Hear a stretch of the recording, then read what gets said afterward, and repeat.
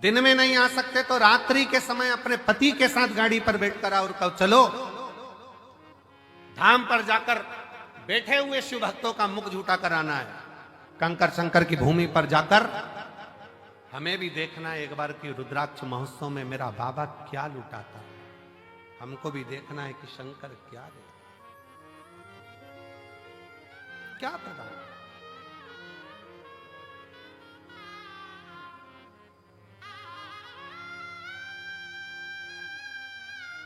जितने सीहोर के नजदीक के गांव के आसपास के क्षेत्र के 100-200 किलोमीटर 50-150 200 किलोमीटर के भक्त हैं, कई लोगों को तो सालों सालों में इस शिव पुराण की कथा यहाँ मिल नहीं पाती, पर उनके अंदर नहीं। हम बाबा के दरवाजे पर जाकर एक बार तो उसके द्वार पर बैठकर कथा का रसतत्व ग्रहण करें, सुने, धारण देगा। और कुबेरेश्वर बाबा की भूमि, कुबेर भंडारी का ये कंकर शंकर आपके हाथ को ऐसा नहीं होने देता। कुबेरेश्वर बाबा की भूमि पर जो आकर गया है उसका हाथ कभी ऐसा नहीं हुआ, उसका हाथ हमेशा ऐसा ही हुआ, देता रहा, प्राण करता रहा, देता देता।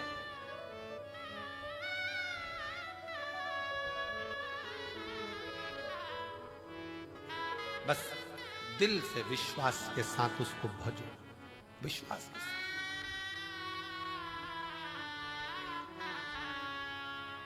एक भरोसे के साथ, एक विश्वास के साथ, एक दृढ़ता के साथ आप शंकर का भजन करो। अपने भीतर का अहम, अपने भीतर का अहंकार, अपने भीतर का काम, अपने भीतर की आसक्ति, अपने भीतर की तृष्णा, अपने भीतर का लोभ, अपने भीतर की वासना, इन सबको त्याग दीजिए, सब छोड़।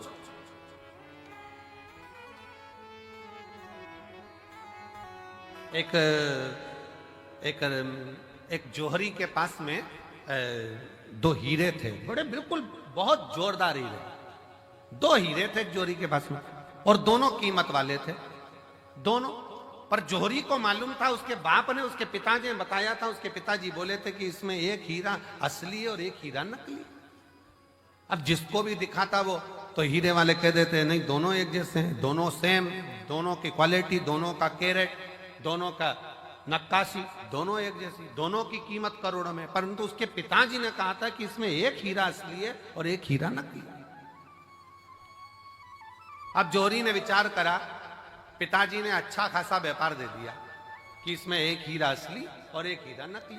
अब जौहरी क्या करता, अलग अलग नगर में जाता, प्रदेश में जाता और प्रदेश में जाकर आवाज लगाता वहां के राजा को, महाराज मैं उस नगर का जौहरी हूं, मेरे पास में दो हीरे हैं, अगर तुम्हारे नगर में कोई जौहरी हो तो बता दे इसमें असली कौन सा नकली कौन सा। अगर किसी जौहरी ने मुझे नकली हीरा बता दिया इसमें से तो मैं अपनी पूरी प्रॉपर्टी, पूरी जमीन उसको दे दूंगा, और अगर नहीं बता पाया महाराज तो आपको राजघराने में से 5000 एकड़ जमीन, 5000 बीघा जमीन और 1.25 लाख सोने की मोहर देना पड़ेगी। अब राजा के पास में जब चैलेंज जाता तो राजा ने अपने अपने नगर में बहुत अच्छे अच्छे जौहरी रहते, उन्होंने बुलाया, लाओ बताओ इसमें असली कौन सा नकली कौन सा, इसमें से बताया जाए असली कौन सा नकली कौन सा। जौहरी को बुलाते, वो दूरबीन लगाते, नाप तोल करते, सब कुछ देखते, पर कह देते नहीं साहब ये तो दोनों ही असली है, दोनों का कैरेट एक जैसा, दोनों बढ़िया, दोनों बढ़िया। नहीं महाराज, आखिरी में वो बता नहीं पाता कि नकली कौन सा है तो राजा उसको पैसे देकर भेज देता। पर एक नगर में गया तो वहां जाकर चिल्लाया कि इसमें से नकली बता दो कौन सा है, इसमें असली कौन सा है और नकली कौन सा है। वहां पर भी हार रहा था। वहीं पर एक संत बैठा हुआ, एक साधु, एक संत बैठा। संत के पास सूचना गई, बताओ इसमें असली कौन सा नकली कौन सा। जौहरी हार गए, संत ने कहा महाराज आपसे निवेदन है कि इन हीरों को मुझे दिया जाए, मैं बता देता हूं आधे घंटे के अंदर मैं आपको बता दूंगा। इतने में तो जौहरी ने मन में सोचा अभी तक इस हीरे की जांच केवल जौहरी कर रहे थे, पर आज हीरे की जांच करने के लिए संत आगे आ गए। क्या है इसमें? संत ने कहा मैं बता सकता हूं इसमें असली कौन सा नकली कौन सा। जौहरी ने हंसकर कहा महाराज अगर आपके नगर का संत बताएगा तो 10,000 बीघा जमीन देना पड़ेगी 5,000 की जगह। राजा ने भी संत को बुलाकर कहा महाराज क्यों लुटवा रहे हो, 5,000 ही जाने दो। क्यों कह रहे हो? नहीं महाराज। संत ने कहा तो मैं असली और नकली बताकर ही मानूंगा। ठीक है महाराज, अगर तुमने 5,000 की जगह 10,000 जमीन दिलवा दी ना तो तुम भी सोच लेना सूली पे टांग दूंगा। राजा कहे, संत कहे मंजूर है तुम मुझे सूली पर टांग देना, पर आज बता के मानूंगा इसमें असली हीरा कौन सा नकली कौन सा। तो ले जाओ। संत दोनों हीरो को ले गया, दोनों को ले जाके जमीन पर रख दिया, दोनों को रख दिया।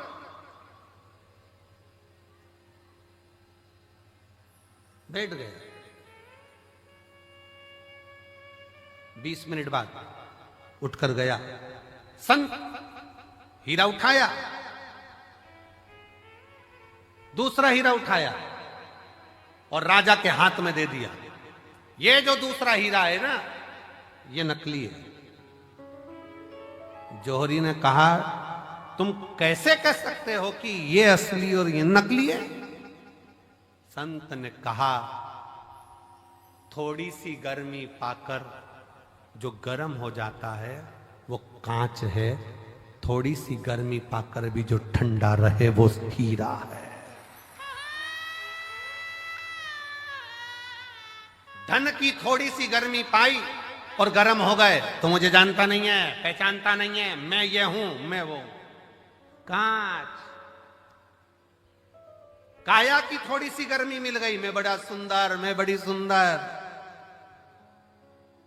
मैं बड़ा सुंदर, बड़ी सुंदर। काया की गर्मी आ गई। बात बात में कह देना अपना चेहरा देख कर आ, चल अपना चेहरा देख कर आ। गर्मी कांच का टुकड़ा। धन की गर्मी, वैभव की गर्मी, सत्ता की गर्मी, जरा सी कुर्सी आई, पद मिल गया, प्रतिष्ठा मिल गई, कुर्सी मिल गई, सत्ता मिल गई, अहंकार में फूल गए सब। तो मुझे जानते नहीं हो, मेरे पास ये पद है, मैं वो हूं, मैं वो हूं। गए, समझ गए कि ये कांच है। हीरा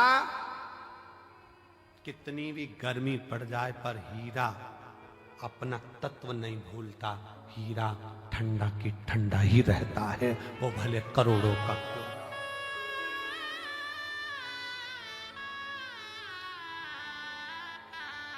हीरा हीरा है, वो करोड़ों का है तो भी नहीं कहता मैं कितने का हूं। वो अपनी गर्मी सामने नहीं प्रस्तुत करता, वो अपनी ठंडकता देता है, अपने भीतर की ठंडकता देता है। आप कितने भी औहदे पर पहुंच जाओ, कितने बड़े पद पर पहुंच जाओ, कितनी बड़ी कुर्सी पर पहुंच जाओ, कितने बड़े अधिकारी बन जाओ, कितने बड़े मिनिस्टर बन जाओ, कितने बड़े मंत्री बन जाओ, कितने बड़े संतरी बन जाओ, कितनी भी पद पर पहुंच जाओ, पर याद रखना अगर ओरिजिनल हीरे होना, ओरिजिनल हीरे होना तो अपने को अंदर से तपाना मती, कूल रहना, ठंडे कूल। जरा सा वैभव आया, मकान बन गया, जोरदार बंगला बन गया, जोरदार गाड़ी आ गई और मालूम पड़ा किसी को गिने ही ना तो समझ लेना कांच का टुकड़ा है, थोड़े दिन का, हल्का सस्ता। समझ तुम देखो कई घर में बहुत, वैसे तो आजकल की जितनी बहुएं आती हैं, बेटियां आती हैं, वो ऐसा व्यवहार नहीं रखती हैं, पर पूर्व समय के बहुत सारी फिल्में जो बनी थी ना, पहले के समय में जो फिल्म बनती थी आप उसको देखना, उन फिल्मों में बहुआं आती थी और अपना रोल अदा करती थी और तुम मुझे जानती नहीं हो, जेठानी से कहे तुम काम करो मैं तो अप टू डेट, देवरानी से कहे तू कर मैं अप टू डेट। ये क्यों दिखाते थे? उसमें ये दिखाते थे कि गर्मी है, जो गर्म हो रहा है धन को देखकर, वैभव को देखकर, सत्ता को देखकर, अपने धन और वैभव, सत्ता, प्रतिष्ठा को देखकर जो गर्म हो रहा है वो कांच का टुकड़ा है, उसमें हीरापन नहीं है। हीरा वो होता है जो अपनी कीमत ही नहीं बोलता, वो अपनी कीमत बोलता ही नहीं। नम्रता उसकी कीमत, सहजता उसकी कीमत।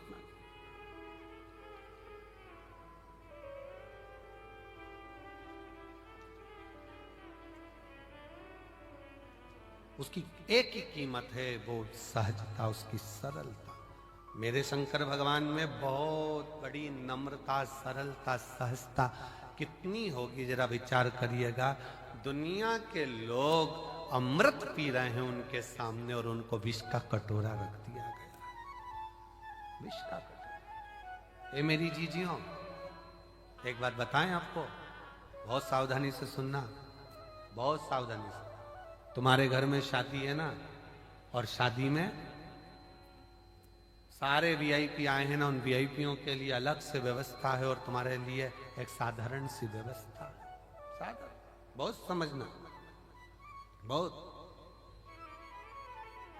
पर उसमें एक चीज देखना जरूर, वीआईपी है वो भी वही भोजन कर रहा है जो साधारण व्यक्ति कर रहा है, साधारण भी वही कर रहा है जो वीआईपी कर रहा है।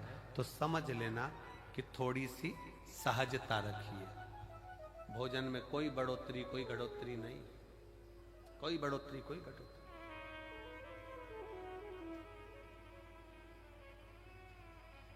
विवाह में आए, शादी में आए और अहंकारिता का शब्द का संबोधन तुम्हारे भीतर आ गया तो वो श्रेष्ठता नहीं। कांच गर्म हो जाता है, हीरा गर्म नहीं होता। हीरा की सस्ता है, कूल रहना, ठंडा रहना, सरल रहना। धन कितना भी बढ़ जाए, कितने बड़े भी वैभवपति बन जाओ, धनपति बन जाओ, सत्तापति बन जाओ, तुम्हारे पास में कुछ भी आ जाए, पर अपनी नम्रता को मत खोना, अपनी नम्रता। हमारे सीहोर के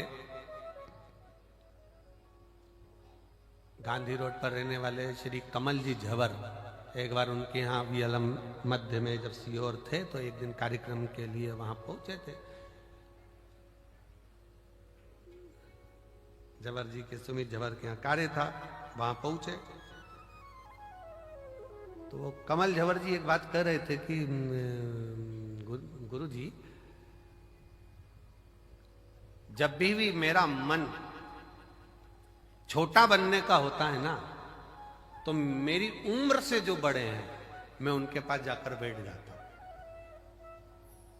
जो मेरी उम्र से बड़े हैं मैं उनके पास जाकर बैठ जाता हूं। क्यों? मां के पास जाकर बैठोगे तो मां तुमको बच्चा ही समझेगी, और घर के बड़ों के पास जाकर बैठोगे तो वो तुम्हें गोलू ही समझेंगे, छोटा है, छोटा है, छोटा है। अपनी उम्र पत्नी के साथ बैठे हो तो भी तुमको ये महसूस हो सकता है अब थोड़ी उम्र बढ़ती चली जा रही है। अपने